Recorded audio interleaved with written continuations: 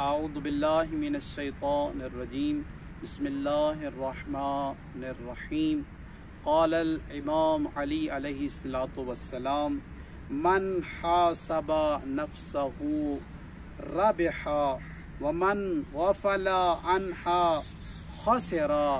امام علی علیہ الصلاۃ والسلام نے ارشاد فرمایا، جو انسان اپنے نفس کا محاسبہ کر لیتا ہے، فرمایا وہ انسان منافع میں چلا جاتا ہے۔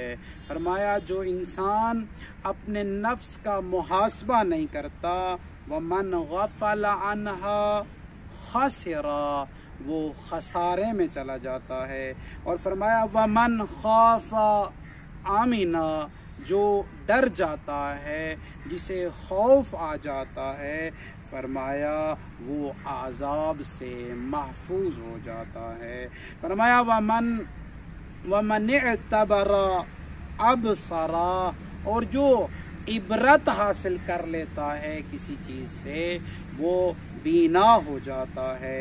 وَمَنْ أَبْصَرَ فَهِمَ، اور جو عبرت حاصل کرنے کے بعد بینا ہو جاتا ہے، وہ سمجھدار ہو جاتا ہے، وہ بافہم ہو جاتا ہے۔ اور آخر پہ فرمایا وَمَنْ فَهِمَ عَلِمَ، جو سمجھدار انسان بن جائے پھر وہ علم والا بن جاتا ہے۔ السلام علیکم ورحمۃ اللہ۔